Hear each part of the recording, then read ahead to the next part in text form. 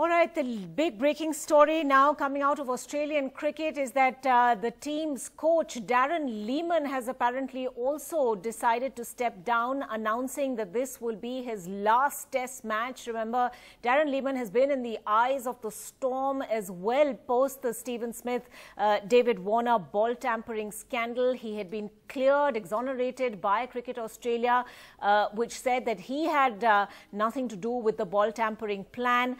However, his stepping down now seems to indicate that Lehmann has perhaps reacted to all the controversy, all the people who are naming him as well and wondering why the coach wouldn't be part of a so-called leadership team that Stephen Smith had referred to. Rika Roy joining us at this point for the latest on that story. Rika, what more do we know? What are the reasons behind Lehmann's decision to step down?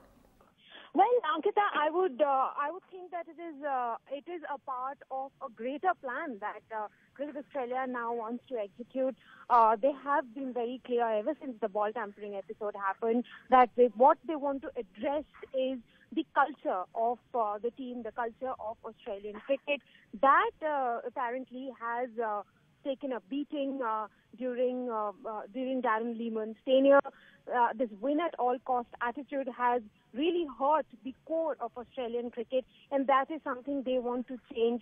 It was a little surprising to me as well that Darren Lehmann in the first place did not step down. He sent out a very emotional message yesterday asking the fans to forgive these three men in the middle of the ball-tampering controversy and give them another chance.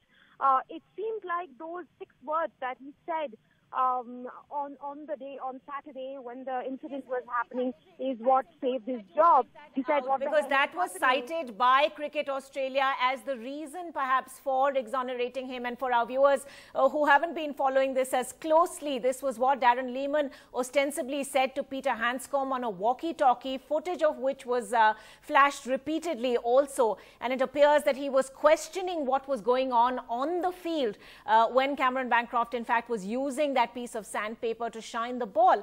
And this is what James Sutherland also referred to when he said that clearly Darren Lehmann didn't know what was going on. So Rika, you know, yes, in the light of all that, how do we now explain this? See, he may not have known exactly what was going on in the middle, but you know, this greater thing about addressing Australia's cricket culture and the fact that, you know, he had instilled in the boys this attitude of winning at all costs, which probably has been forcing them to cross the line again and again. Remember, it is not just this one incident that has happened during his time. There were other incidents of misdemeanor on the field. There was an incident of brain fade that happened in India. So this Australian cricket team has been crossing the line time and again, and it has been under Darren Lehmann's watch.